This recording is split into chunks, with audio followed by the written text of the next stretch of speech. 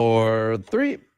And we are back, folks, here on the Michigan Insider on the Big 1050 WTKA, online at the Big1050.com. Sam Webb, Mr. Ira Weintraub on the other side, and it is time for the MGoBlog Roundtable. And lots to catch up on, fellas. We got the SEC Media Days going on. We got Big Ten Media Days coming up. We had our first look, our first glimpse, the 2025-2026 Michigan basketball Wolverines. A lot to break down and a lot to dissect. But first of all, good morning and welcome to Seth Fisher. Seth, good morning. How are you? Good morning. We're doing the show, and then I'm getting in the car, and I'm going off into the woods, and I'm not going to be no one's going to be able to even find me. Okay, there you go. No service, nothing, just friends and beer. You're not going up to Flint on the way for a coney dog? Going the opposite direction. We're going down 75. We got to drive through. Unfortunately, they put this stupid state Ohio in the middle of all the places I'd like to go. So you got to drive through this entire flat, silly state that my kid actually uses when they make fun of each other. They're like, "Oh, that's so Ohio," and like that's like a nasty word. Ohio like, yeah, Riz is like a thing. Like Ohio, Rizzler. Ohio is a thing. The kids nationally are ripping on Ohio. It's a beautiful thing. She explained it to me. Skibbity is like a guy who comes out of a toilet, and Ohio is the worst word in that whole phrase. Raising those kids right. And then, of course, Seth Fisher. How are you this morning? You did me. Craig Ross, how are you this morning? I'm all right. I'm thinking about Brian. Where have you gone? Joe DiMaggio comes to mind. Where has Joe DiMaggio gone? I don't know. He has to take his kids to camp over near me, and then he can't get back in time. So he was trying to find like a place he could get online, and he can't. Yeah. So no, he's not like, people are like, oh, he like disappeared, like go again. He found a place last week, and then he found out they didn't open till 10. Right. So it's like it's the middle of summer, whatever. Yeah, he'll be back. You got to take care of the kids, man. You got to take care of the kids for the kids. All right, so fellas, SEC Media Days going on. Why is that relevant to us? Because the Big Ten and the SEC control the future of the college football playoff. So it states in this memorandum of understanding, these other leagues have to get in where they fit in. The SEC wants this 5-11 model. So too do the rest of these leagues, by the way. Their opinion just doesn't really matter for much. The Big Ten, on the other hand, wants this 4-2-2, whatever the other numbers are. They want all of that, right? So Sankey has made it pretty clear. He said, listen, this is what I want. If you don't give me what I want, that's pretty fine. We'll just stay at 12. I don't know who he's threatening. I actually like it at 12, Seth and Craig. Now, I do wonder, though, in this battle of wits, in this campaign, if you will, between these two conference heads, who do you think will win? I don't have much confidence in Tony Petitti. What say you? Because I thought Sankey, he obviously handles himself pretty well. How compelling a case do you think Tony Petitti will make when he steps to the mic next week? I mean, no one here has any faith in Tony Petitti, but Tony Petitti doesn't have to do much. Right, he just let Greg Sankey do the work because whatever's good for the SEC is good for the Big Ten and terrible for college football. It's hard to get up about these arguments. Like, oh, we have 12. Should we have 16 teams? I did a study one time and I had to look back every year that we have decent enough rankings that I could like look at the teams and say I know about that Wisconsin team and whether they deserve to be in or not. And really, the cutoff was 6. Once you got past the team that was number 6 at the end of the season, because the season doesn't tell you much. You don't play enough games. You're kind of in your own little corner, and especially in the SEC, they don't play very many SEC games. They play 8 games in the SEC. So a lot of times the teams that end up on the top are the ones just happen to skip the really the decent, all the B plus teams. Like they never play the Wisconsins, but they have like one big game that's Alabama LSU or Alabama Georgia, and the winner of that one then looks like a superhero, and the loser of that one has played nobody else, but they've beaten everybody else, so they look like a superhero. It's a great setup that Sankey's got, but it doesn't really tell you much about the teams.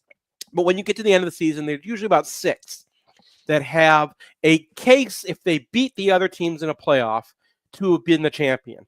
Once you get to 12, you have this problem where team number 11 or team number 9, who might be like a Big Ten team that lost 2 games, like Ohio State last year, who lost to Michigan 13-10 as a 20-point under. Michigan was a 20-point underdog at Ohio State. They get pepper sprayed. The coach is sitting there asking what happened, right? And that team won a national championship. Was that a national championship team when you look at the strength of the season? Did Oregon have a better season than Ohio State if you just match up those, all of those games against each other? Because if you can't answer that definitively, yes, that was the best season. Why is that the national champion? Then you're a playoff champion, right? You're a second season champion. You won a tournament, which is still cool. National champion of the basketball season is the tournament winner. That's fine.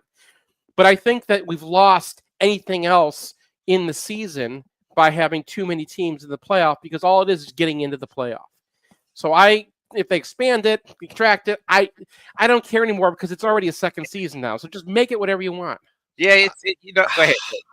I know I'm going to be the most minority view ever, but I don't care about the playoffs. And personally, I like the mythical national championship better. And Wow, you're old, Craig. I am old, and I like. Yeah. I like the dopey Nebraska fans thinking in 1997 that they were better than Michigan. I mean, a complete delusion that Michigan would have waxed that team up one side, down the other, and with a Nebraska team with no quarterback aside from anything else. And so, yeah, I kind of like that better than the playoffs, which and what Seth said is exactly accurate. You don't have a national champion. What you have is a playoff winner. And do you really think that it's a definitive that Ohio State was the best team in the country last year? I don't think so. I think they were one of the best teams. I'm not sure there was a best team last year, but they did get beaten at home by a team with no quarterback. It was a 19.5 point underdog. Right. So, I mean, that's fine. They're national champion under the rule. I don't begrudge them their national championship or even anything close to begrudging it. But what system do I like better? I like the old bowl system better. I don't. I don't. I think there has to be a happy medium between that and going to 16 teams. I think 16 teams only benefits the TV networks. I'm opposed to that because I think you water down the product. I like where we are at 12. I don't want to see more Penn States. What do I mean by that? You see Penn State's schedule. I mean, it's terrible. I mean, again, this year is, and you run the risk of having more teams think, oh, we can just James Franklin our way through a season, back our way into the playoff, and make people think we actually did something. People actually think that James Franklin, that Penn State actually improved last year. No, they didn't. They didn't play anyone. That's all they did. They just had a favorable schedule, and they James Franklin their way into the playoff, and they played SMU and Boise State in the playoff. That's all they did. And I don't want to see teams be able to do that. Now, can you mitigate that? Can you cut that out of the playoff process?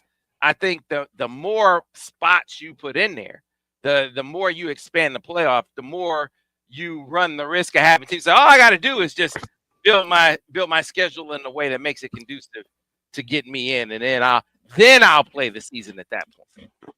Well, I think if you're serious about wanting to know a national championship, you'd get rid of the SEC, you'd get rid of the Big Ten, and you'd run a relegation type system, and you'd have, this guy is right. It's not even a playoff. It's an invitational, he says, and that's on the money. To me, you want to do that, then okay. You can have Michigan, Ohio State, whoever it is, USC, Alabama, Georgia, all in one conference, blasting it out. Now, will they ever agree to that? Never. None of them. The only one who might agree to that is Dusty May. If you look at his basketball schedule this year, I mean, but they'll never agree to that. But otherwise, the whole notion of a national championship is pretty delusional. The year Georgia beat Michigan in the semis, Georgia was the national champion, and we know that because you watched them play, right? And they were heads and shoulder better than anybody else. Michigan was heads and shoulders the national championship in 1997. You didn't need Michigan to play Nebraska to know that. So I'm not. But Craig, that Michigan-Nebraska game would have been awesome. Right. Would have been a blowout. I mean, listen, my generation is way beyond me on this thing. I'm kind of like I didn't mind the bowl system as much, but first of all, the money guys have to make their money somehow, and I want them to make their money in the way that least annoys me. And one way that doesn't annoy me is having good games. Like I didn't mind having Tennessee play Ohio State last year. That was a good, that was a good matchup. I wanted to see what happened if that happened, right? Tennessee had to go to Ohio Stadium in the cold. That was cool. I like that. When's the last time an SEC team like Tennessee had to go to a place like Ohio Stadium? Okay, I'll grant you that's a fair point. I mean, that is a fair point. So in the playoffs, you might get one or two good games. So, but that's about what you had last year. If they don't try to, if they're trying to TV it, right? And I think fans can step back and say, look, you do your TV thing, whatever, you make your money the way you need to. I'm going to get some good games. And then if we think about it that way, you could do lots of different formats that just get you better games. That's what the bowls were in the first place. But what happened is you had the playoff, and if you didn't make the playoff, nobody cared about the bowls anymore. They cannibalized the entire bowl system, and you can't get that back. No one wants to go to the Peach Bowl anymore. So here's the question: Do we want Tony Petitti to win? Now you have Big Ten coaches. Brett Bielema said, and Ryan Day said, we would be amenable to the 5-11 model, what the SEC wants, if the SEC goes to 9 league games. Ira's contention is that's not what Tony Petitti, that's not his position. He could give less than a damn about the 9 league games. The reason he wants the 4-2-2-2-1-1 model, if that's what it is, whatever it is he wants the opportunity to have a championship Saturday at league level where he could have play-in games for the college football playoff. So he could have the regular Big Ten championship game, but he could also have the play-in games. And I actually don't want that. I don't want play-in games in the Big Ten. I don't know how you guys feel about that. No, he's listening to his TV guys, right? Tony Petitti is just a suit, and whatever the TV people want, they tell him, and he'll just clap it and say whatever, right? And then he goes to the Big Ten meetings in Michigan State, says whatever, players are getting hurt by having the signs, and then he'll say that, right? There's no brain inside of Tony Petitti. He's just there. And so he's just saying what the TV people want, which is inventory. And inventory is like, what's the 2 biggest matchups we can make, right?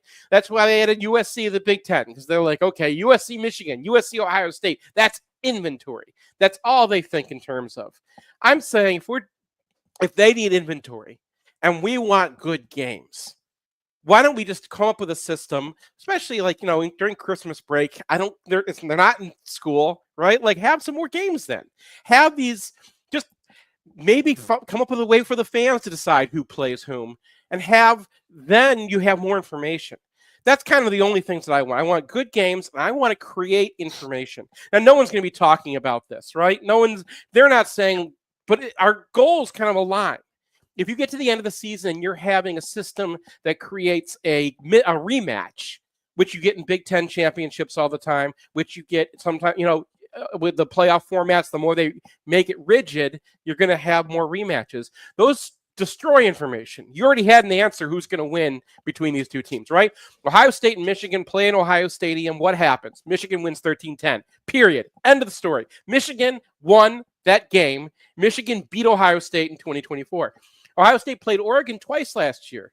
You destroyed the first information. We had a game between Ohio State and Oregon. And what did we learn? That Ohio State can't manage a clock at the end of the game and Oregon wins. Right? That was information. And then we destroy that information by having rematches. What they should be doing, and both of us align in this, and I wish that the TV guys, because I know Tony Petit doesn't matter, but the TV people do pay attention and try to figure out what the fans want. What the fans want are good games that we haven't seen before. And so you don't really need a, quote, playoff system. It doesn't have to be that structured. It could be fairly unstructured, but have a system where you create, kind of like the Bulls, but play them earlier, where you just have, we need to know this. Is Penn State for real or not? Okay, let's have them play Oklahoma and see what happens, right? And then you have information. Then you actually made a team that you're going to get in. Indiana, last year was another team we didn't have much information on. They played an easy schedule, right? Right. They almost lost to Michigan, too. But look, they get into the playoff, and then you find out who they are.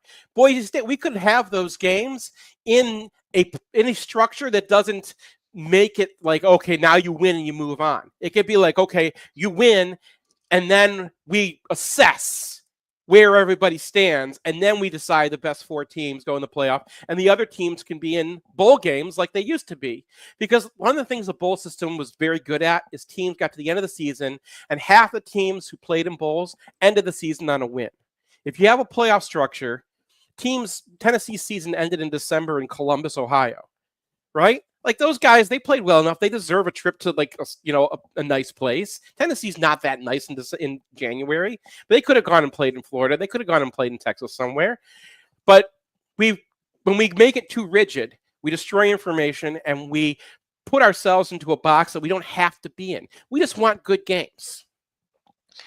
Well, I wonder about that. I mean, did anyone outside of the Michigan and Alabama fan base last year watch that game?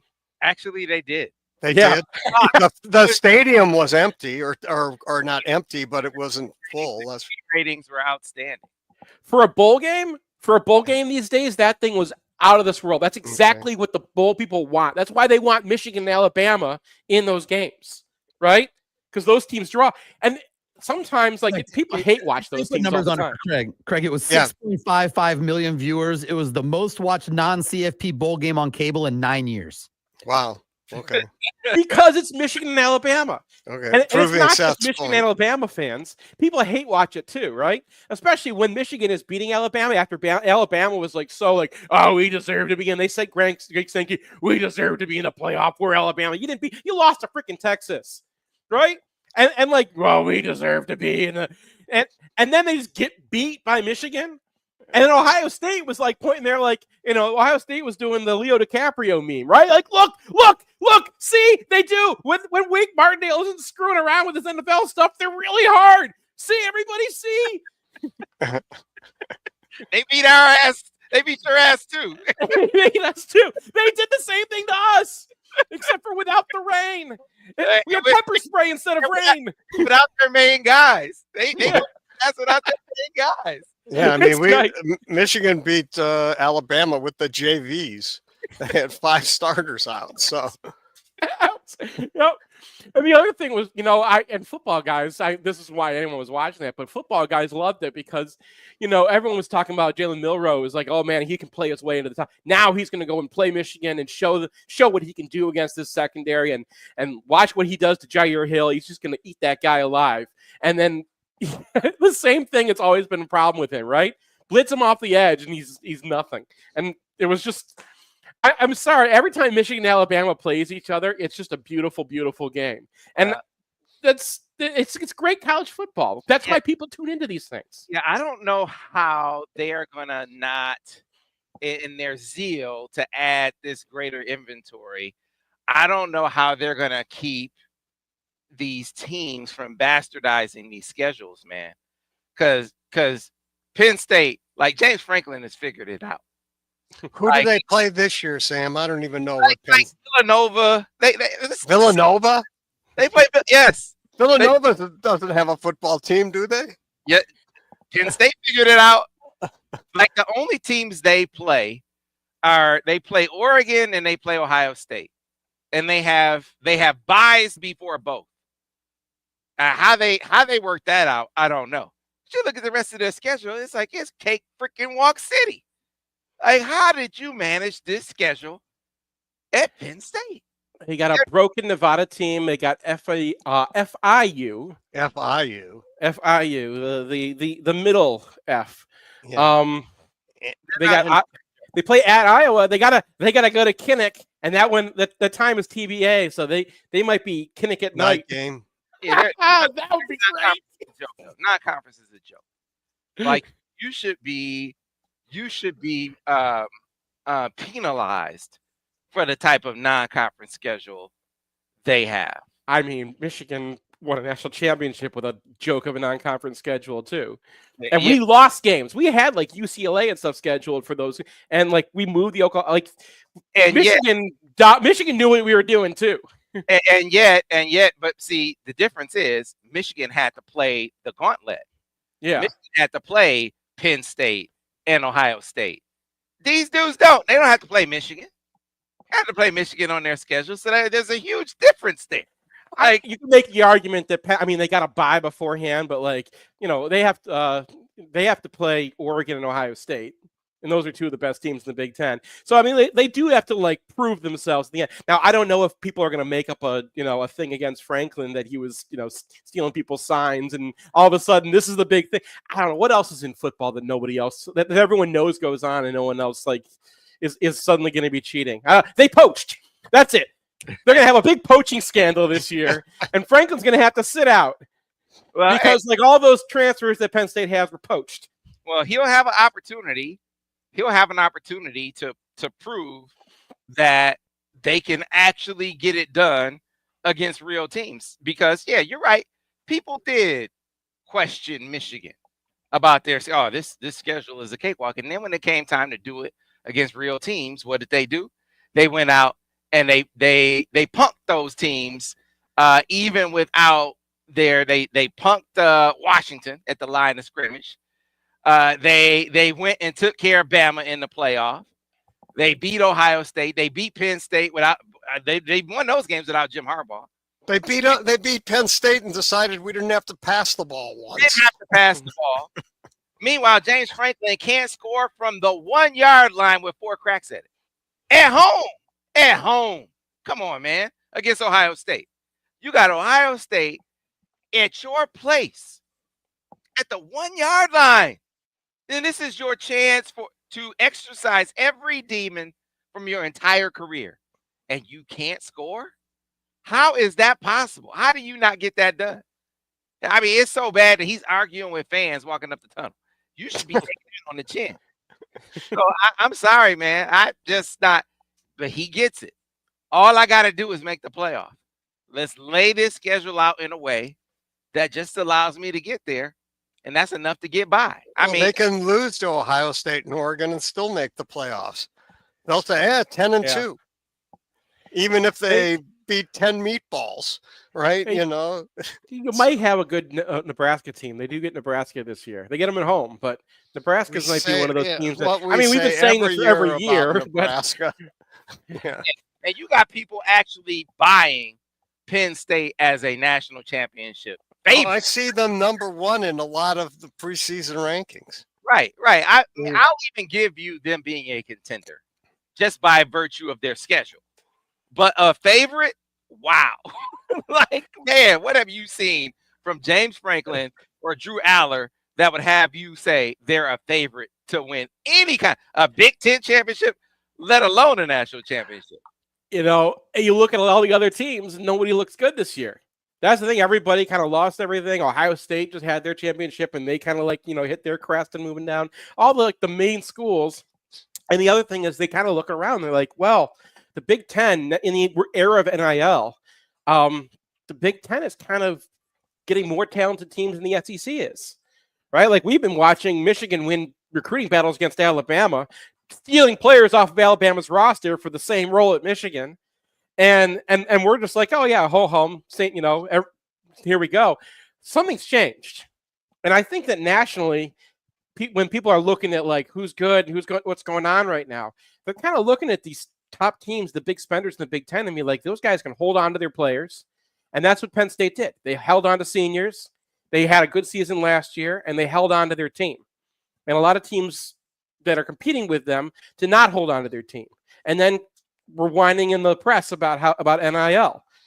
So I don't know. We can say Penn State is a fraud. Everybody's a fraud. These are college football teams. Somebody, O'Reilly, when is the last time Penn State won a big game against an evenly matched opponent? Like 2016, probably against that Ohio State game. Like they don't win against evenly matched opponents. They don't.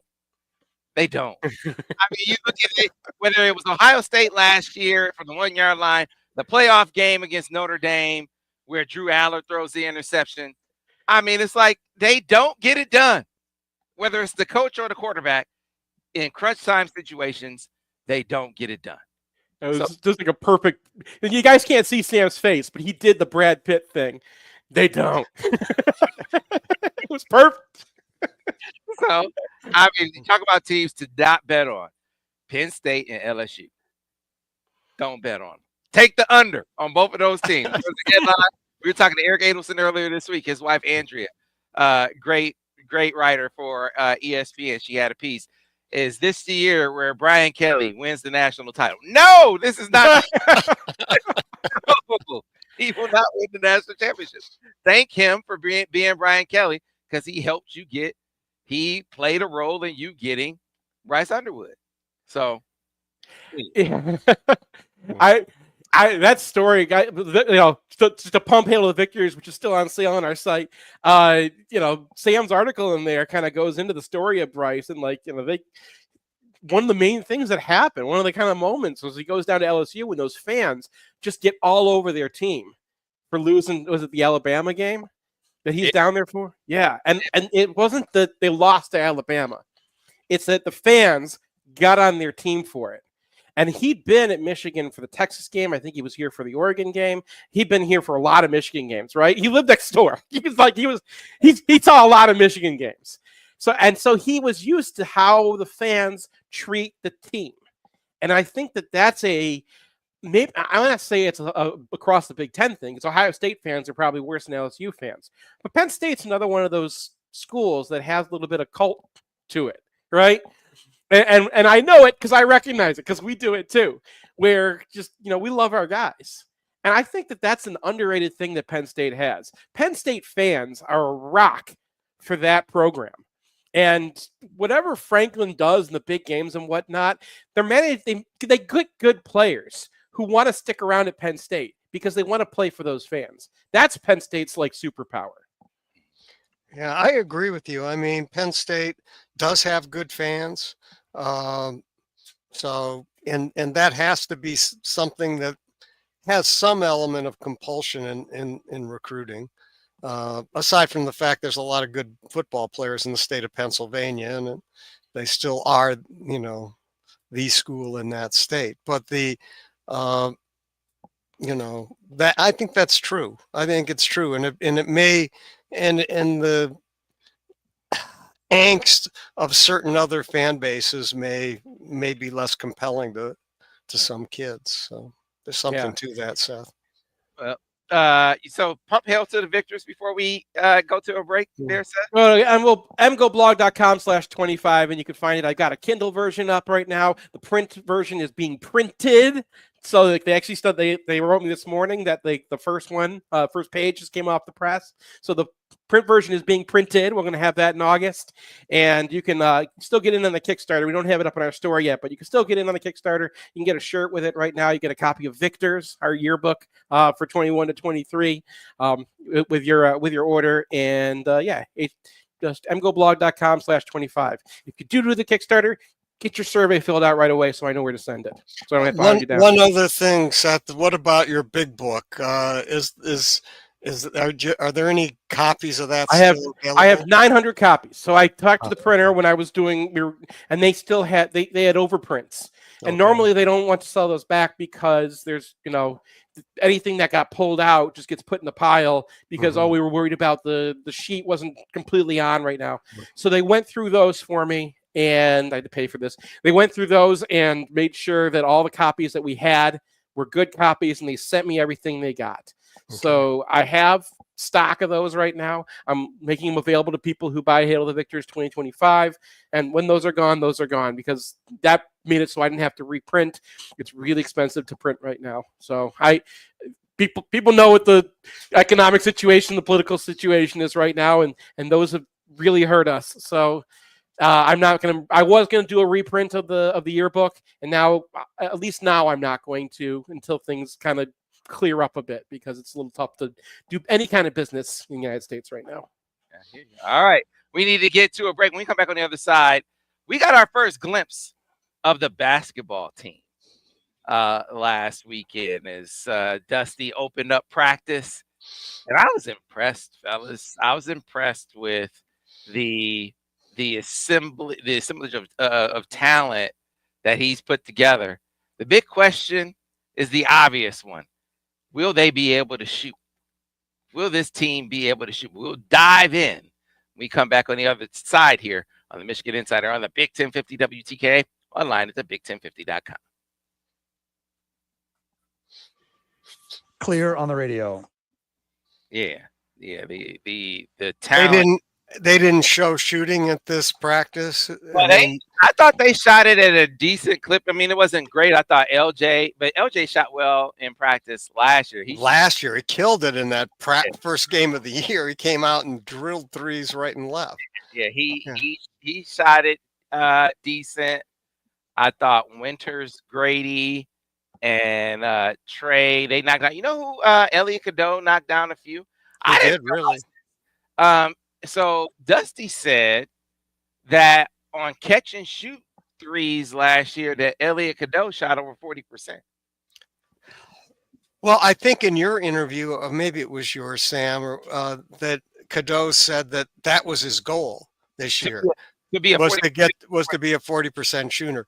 And I think that strikes a chord because as a standstill shooter, he's okay. Creating his own threes was more problematic. But based on the amount of improvement, the level of improvement he showed from year one to year two, there was nowhere to go but up, I guess. But it doesn't seem impossible. I mean, that would still be 40% would be like, wow. That would be, yeah. But he doesn't have to shoot 40%. He has to shoot 35%, 34% we can live with, and it'll be fine. Right. The one thing is the best threes you can get are the inside out threes. When the ball comes inside out and the shooter is squared up, those are the highest percentage threes there are, especially to the corners. And this guy Mara can see over the top and can pass the ball. And, if they can, I know that Matt D did something for you, Seth, criticizing. He loves Mara's offensive game, but said he's, quote, lazy and doesn't get back down the court. I'm not sure if it's laziness or he just can't run the court particularly well. Did you? And, I mean, you can see why he'd not get along with his coach at UCLA. Right. But and you could also I think he might have had mono in the middle of the season. Okay. So he just might have been sick. Coming back from that is like, what's the thing? Oh, you don't have a lot of energy. Yeah. So I mean, he might have been. We just might have a bad sample of who he is. Right. But like even watching him in practice, the dog per square inch is not very high. Right. Back in about 1 minute, guys. Yeah. But there's a lot of inches there. So I mean, like right. he's just stretched out. He might have a normal level of dog. It's just like he's so tall, right? But that's why you have Johnson in there, though. Right? Well, Maize Johnson is a whole talk about a dog. I mean, Maize Johnson is Dennis Rodman, but 6'9". In fact, that's I mean, he's Dennis Rodman. I mean, and one of my all-time favorite players. And only he's taller. That's the point. So Morrow doesn't have to go full out for 35 minutes, right? You get 20 minutes of that guy and tell him, give me all you got for those 20 minutes. Back in and about we'll have 20 Morris seconds, guys. Johnson take all the rest. Yeah, I like him as an inside-out passer, and that's the place where I think Cadeau can make threes, and other guys on this team can make threes. Now, I'm not going to count on Roddy Gale starting like he finished last year, but who knows? His shot changed somehow late, and it wasn't just that it went in; it was that Back he in went 10, from stand by, guys. shooting knuckleballs to balls that's had rotation. And we are back on radio in 5, 4, 3. And we are back over here on the Michigan Insider on the Big 1050 WTKA, online at the big1050.com. Before we get back to the MGoBlog Roundtable, I want to tell those of you who are in the market for a new vehicle, you should get on board with Brighton Ford. Why? Because Brighton Ford is the ultimate destination for your new car or truck. The summer sales event is going on right now, courtesy of Ford. And it is a great time to buy from now through July 31st. Well-qualified lessees can lease a 2025 Escape for as low as $243 a month, or lease a 2025 Bronco Sport for as low as $239 a month, both with only $3,500 down for 36 months. Get 0% financing, $0 down payment, and 0 payments for up to 90 days on select vehicles. Plus, get a complimentary maintenance plan for 2 years. Call 1-800-NEW-FORD or see dealer for details. Get on board with Brighton Ford. You need to get on board with this Michigan basketball team, because I think they've assembled a banger of a team. I think they've gotten more physical in the post with Maize. I think they've gotten more athletic overall. I think they can play more guys. They think they've gotten deeper. The question is, fellas, and I teased this heading into the break. The question is, will they be able to shoot? Will they be able to knock down threes consistently outside of Nimari Burnett? And Dusty acknowledged that as a big question. He didn't seem overly concerned, Craig. He said he's pretty optimistic about it, actually. But he acknowledged that is indeed a big question heading into this season. Well, two things, and I think Dusty must have mentioned this. One is, I don't think they're going to be a bad three-point shooting team. You have guys. I mean, Nimari has proven that he shoots the three, and Will Cheddar has proven he can shoot the three. I haven't seen that much Trey McKinney, but the Trey McKinney I've seen is a guy who can shoot the three. He mentioned and Winters Grady and Winters Grady can shoot the three. So they have people who are shooters. And this, I will be surprised if this is not one of the best 2 or 3 offensive rebounding teams in the country. I mean, Yaxel goes to the boards, but Maize Johnson gets his hands on everything. I mean, that guy gets to the ball. And so you're going to have him and Yaxel and other guys who can rebound. If you get more shots, you can endure some ability to miss. That's a piece that I think Dusty May, I hope, changed a little bit from last year, because last year they were always hunting for that perfect shot, and what you end up doing is put a little too much on Danny Wolf, and you end up having a lot of turnovers. Right. Turnovers are a 0% chance of points. If he puts up a 2, I'm okay with a few more of these lower percentage shots or lower value shots, because you have that rebounding on this team, right? Like, you put up a bad 2 and Mara gets to it and puts it back. That's 2 point, right? They're going to increase the value of your shots. So losing opportunities for shots is a thing you don't want in this team. And I think that's probably, if you want to look at like where Dusty May can improve, how they build the team from last year. Take some more shots. You don't need to get them that perfect. They are going to run the ball. They're going to run the offense through Axel. He's going to have to shoot outside a little bit, because the centers are not going to be shooters. That's, I think, the question. It's not like, do they have shooters? It's, can you have shooting on your best lineup? Because your best lineup is what? Cadeau, Burnett, K-Signer, Gale, Yaxel, and then one of the centers, right? Yeah. Yeah. So, Like you were shooting on that lineup. all right. That's the point. I think you That hit is it. the point. That is the point. So to seize on that, talk to Yaxel about that. He said one of the reasons he came back, scouts said you benefit from going back. One of the reasons you benefit from going back is to show that you got a stroke. And he said, I do have a stroke. I can shoot it. Don't believe me, just why. I'm gonna be able to do that. I'm gonna show that I can shoot it. Dusty, he mentioned LJ being able to shoot it better than he showed last year. You've mentioned that, Craig. Yeah. You can see him in practice. You can see him in practice. I watched him, in a warm up last year make 18 or 19 in a row from three. Okay, it's a warm up, but if you're making 18 or 19 in a row from three, you probably can shoot that. You can probably shoot that shot. It didn't translate the game, so I'm knocked down a few in the open practice, and it's like, okay, that looks good, but you got to translate. You got to make sure it translates to game. So Dusty mentioned being optimistic about that. Roddy, he shot it better before he came to Michigan, and he shot it for most of the year, and then it came back around. Right. So he mentioned him. And then, of course, like I said, Yaxel said he shoots it better. Adai Mara, so he says to me, I can shoot the three. And I said, well, there's nothing statistically. I think that in your background it says you can shoot. And so what he said basically says, he implies that I wasn't allowed to shoot the three. I buy that. I buy that he wasn't allowed, that Ben Howland basically said, you're already not playing, pal. You shoot threes, you really won't play.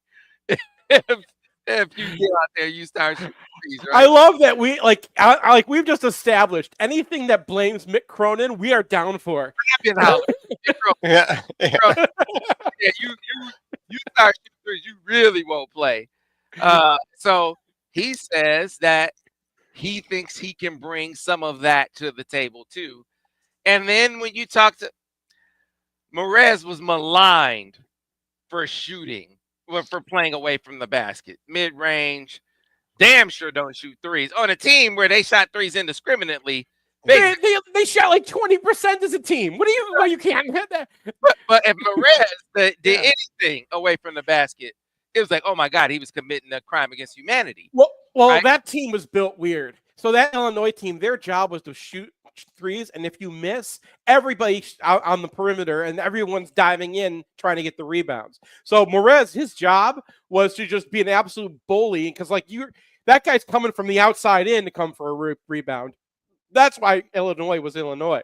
And I can understand that, if he's the one shooting, he's not in there rebounding, and that was their superpower, right? But his point is, listen, if you're a big, you got to be able to shoot in this day and age. You don't go to the NBA if all you do is play around the rim. You got to be able to show that you have skill away from the basket. I believe I have some. Does it need to be honed? Does it need to be developed? Absolutely. And that's part of his decision, a big part of his decision to come to me. I want to stay in the Big Ten, but who can help me develop that part of my game? Dusty May. So I'm at practice 45 minutes after it's over, and Maize Johnson is still out there shooting, right? He's still out there shooting threes. So clearly, this is a part of his game that he's going to try to bring to the table. How much of it how much leash are they going to give him that in that regard?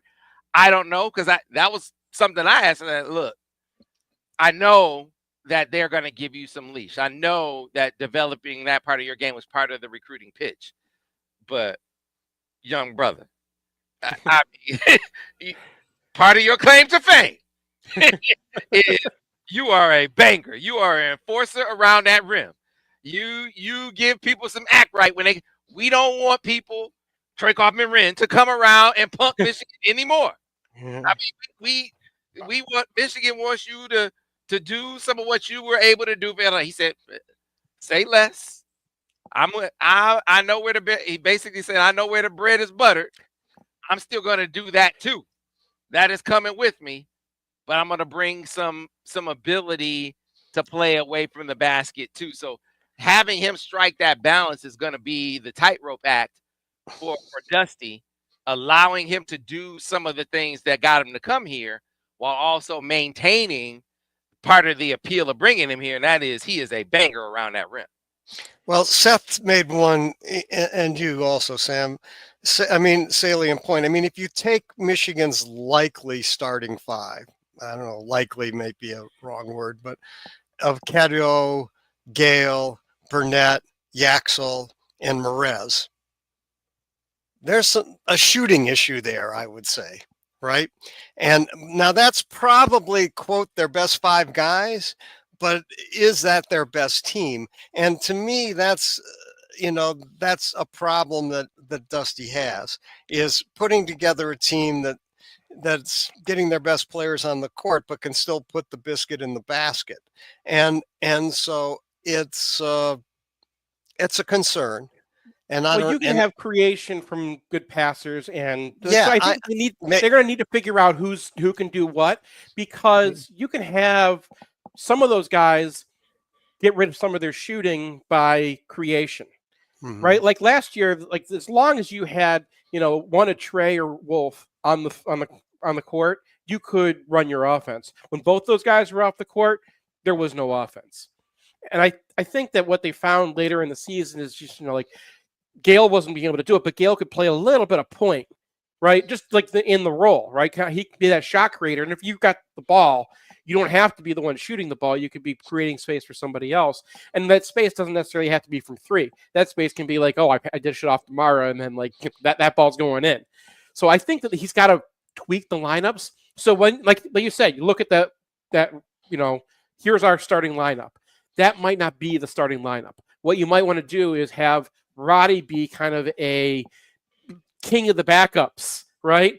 And have him play with Mara, who kind of gives them a 1-2 punch, where you can, and you're gonna have to figure this out over the season. But like maybe LJ, because I think his shots should have gone in last year. There were a lot of them just kind of rimmed out. Like his 3-point shooting was better than the actual result we got, and then Trey kind of becomes part of that too. You got to figure out which lineups are working, which might not be your best five. Yeah, I think a big deal to your point. I think the shooting issue it's magnified when you consider. I thought things bogged down when teams were able to slow down their big man pick and roll because shooting kind of went in the tank a bit, and the floor started being compressed. And so if you can't put shooting on the floor at the same time as say Yaxel and Maize, because the most exciting thing to me I heard is Yaxel said, I'm developing great chemistry with Maize. He said, this lob chemistry that we're developing right now. And I said, oh man, that sounds like Dallas Mavericks. I'm thinking, and I was alluding to like Luka and Daniel Gafford, Luka and Derek Lively. I'm thinking I'm having these visions, and he kind of smiled and was like, exactly. And I was like, oh, that's what I'm talking about, but you can't do that if you got guys digging every time you put the ball on the floor, because they aren't afraid of, you got shooters out here that's going to make you pay if you're helping every time, Yax puts the ball on the deck. So they got to have some shooting on the floor. Well, I think they do have a little more ability to create this year than last year, partly because of Cadeau. And I think Yaxel in many ways is like Danny Wolf. And so I'd see that. I also see this as a better passing team. Not that Danny Wolf was a bad passer. He was a good passer. But Yaxel's a good passer. And Cadeau is a great passer. And so Mara is a phenomenal passer out of the post.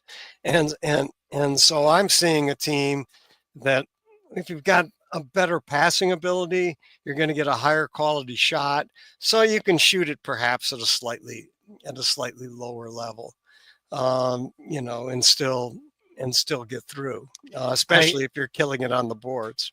I think the X factor is LJ Son, because he's the one guy who, not powerfully, quickly can get to the basket. And that kind of creates a danger that the other guys don't really have. I know Cadeau has some talent. I don't think that him being that ball dominant was good for him at UNC. And the whole idea is to kind of bring it back and have him just be more of a creator. But LJ is the one who I think could shoot from outside. And if you try to play him outside, right, he's going to get to that basket fast. And he can also pass.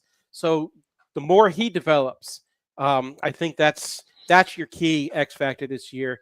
And, and Trey could be part of that too. Trey might be the same kind of thing. I don't want to minimize Trey McKinney, because every time I look at him, I say, this guy can play. So, anyway. Yeah. All right, folks, that is going to do it for us on this edition of the Michigan Insider, another great MGoBlog Roundtable. Appreciate you guys. Have a great weekend. The rest of you, will see you tomorrow here on the Michigan Insider on the Big 1050 WTKA online.